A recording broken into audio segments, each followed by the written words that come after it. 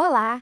Hoje a gente vai mergulhar num dos livros mais fascinantes e, por que não dizer, enigmáticos da Bíblia, o Evangelho de João. É que é o seguinte: três evangelhos nos contam uma história bem parecida sobre a vida de Jesus. Mas aí vem o João e nos dá uma perspectiva totalmente diferente. A pergunta é: por quê? É exatamente isso que vamos descobrir. E essa é a grande questão, não é? A gente tem 4 relatos da vida de Jesus. Mas por que um deles, o de João, se destaca tanto? O que será que o torna tão único? Vamos juntos desvendar esse mistério? Para a gente entender isso direitinho, nosso roteiro vai ser o seguinte. Primeiro, vamos ver por que João é tão único. Depois, vamos investigar quem é essa figura do discípulo amado. Em seguida, qual era a missão por trás desse texto. Aí a gente mergulha de cabeça na teologia do Verbo Divino. E, por fim, vamos explorar o convite final: crer para ter vida. Vamos lá? Então vamos começar pela sua característica mais marcante, a singularidade. Para entender o que faz de João uma obra tão diferente, a gente precisa primeiro dar uma olhada num grupo de evangelhos que são, na verdade, muito parecidos entre si. Mateus, Marcos e Lucas, esses são conhecidos como os evangelhos sinóticos. Essa palavra, sinótico, vem do grego e quer dizer basicamente ver em conjunto.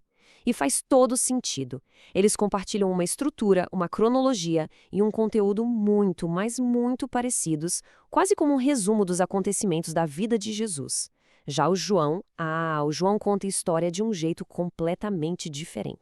E olha só que interessante o que esse quadro revela, a intenção de cada autor. Pensa bem, Mateus escrevia para os judeus, Marcos para os romanos, Lucas para os gregos, mas o público dele já era cristão. O objetivo dele não era apresentar Jesus pela primeira vez, mas sim aprofundar a fé na divindade de Cristo. Isso muda tudo. E essa diferença de propósito nos leva direto para uma pergunta: quem é o autor? Quem era essa pessoa com uma visão tão particular de Jesus? O próprio texto nos dá uma pista, e é uma pista fascinante.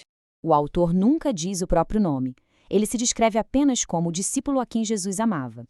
Para pensar nisso um instante. A identidade dele não era o seu nome, mas a sua relação com Cristo. Isso já nos mostra a profundidade e a pessoalidade desse evangelho. Mas, claro, a tradição e as pistas dentro do texto são muito fortes. Ele era um dos 12 apóstolos, uma testemunha que estava lá, que viu com os próprios olhos momentos como a última ceia e a crucificação. Era um pescador judeu, filho de Zebedeu, alguém que conhecia os costumes e a geografia de Israel nos mínimos detalhes. Todas as evidências, de fato, apontam para o apóstolo João. E esse slide aqui mostra a jornada incrível desse homem.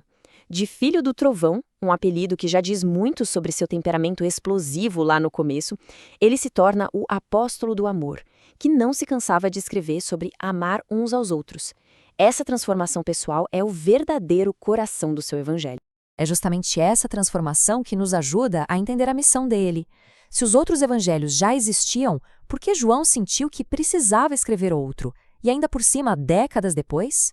O contexto histórico é a chave para tudo. João estava escrevendo lá no finalzinho do primeiro século. A essa altura já existia uma segunda, talvez até uma terceira geração de cristãos. Eram pessoas que não conheceram Jesus pessoalmente, sabe? E elas enfrentavam não só perseguições do Império Romano, mas também dentro da própria igreja o surgimento de falsos ensinamentos. Então, a missão de João era tripla. Primeiro, fortalecer a fé daquela galera que estava sofrendo por um Messias que nunca tinham visto. Segundo, e este é o ponto central, revelar a verdade profunda de que Jesus não era só um profeta ou um bom homem, mas o próprio Deus que se fez carne. E terceiro, combater de frente as heresias que ameaçavam essa verdade. E uma dessas heresias se chamava docetismo. Era um ensinamento que dizia que Jesus era tipo um fantasma, que ele só parecia humano. É por isso que João insiste tanto que eles tocaram, viram e conviveram com o Jesus de carne e osso. A ideia de Deus encarnado não era só uma questão teológica, era uma defesa da realidade da fé. E para provar essa divindade de Jesus, João não começa com o nascimento em uma manjedoura. Não, ele começa lá na eternidade, com um dos conceitos mais profundos de toda a Bíblia. Ele apresenta Jesus como o Logos ou o Verbo. Para a cultura da época, tanto a grega quanto a judaica, Logos era uma palavra poderosa. Representava a razão, a expressão máxima, o poder criador de Deus. Então, ao chamar Jesus de Logos, João está dizendo, em outras palavras, ele é a comunicação final e perfeita de Deus para a humanidade. E logo no primeiríssimo versículo, João já chega com os 2 pés na porta, declarando sua tese principal de forma espetacular. No princípio era o Verbo, e o Verbo era Deus. Sem rodeios, sem talvez, desde a primeira frase ele afirma a divindade eterna de Jesus, colocando-no no centro da própria criação. Então, o ponto crucial é este aqui. Enquanto os sinópticos focam muito no que Jesus fez, seus milagres, suas parábolas, João foca em quem Jesus é.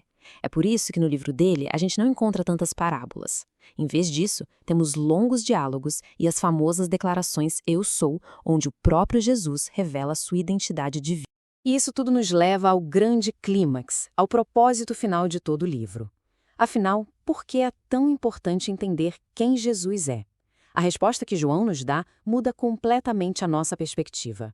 Para João, a vida eterna não é algo que a gente só vai ter depois que morrer. Não, é uma nova qualidade de vida, uma realidade que já começa agora, no presente, no momento em que alguém verdadeiramente conhece e crê em Cristo. Conhecer Jesus é o início da vida eterna, aqui e agora. E como a gente o conhece? Pelas próprias palavras dele. Nas declarações Eu sou, Jesus se revela como a fonte de tudo o que a gente precisa. Sustento, verdade, segurança, vida. Ele se apresenta como a resposta para as nossas necessidades mais profundas. E lá no finalzinho do livro, o próprio João nos entrega a chave de tudo. Ele diz com todas as letras, porque escreveu, para que creiais que Jesus é o Cristo, o Filho de Deus, e para que crendo tenhais vida em seu nome. Pronto. Essa é a resposta para aquele mistério com que a gente começou. Resumindo a ópera, o Evangelho de João não é só uma biografia, ele é um argumento teológico, um testemunho pessoal e, acima de tudo, um convite à fé. Cada história, cada diálogo, cada sinal, tudo foi cuidadosamente escolhido para levar quem está lendo a uma única e transformadora conclusão sobre quem é Jesus. E isso nos deixa com uma reflexão final para a gente pensar. Se a vida eterna começa agora, no momento em que conhecemos a Cristo, de que forma a mensagem de João transforma a nossa experiência de fé no dia a dia? Fica aí a pergunta.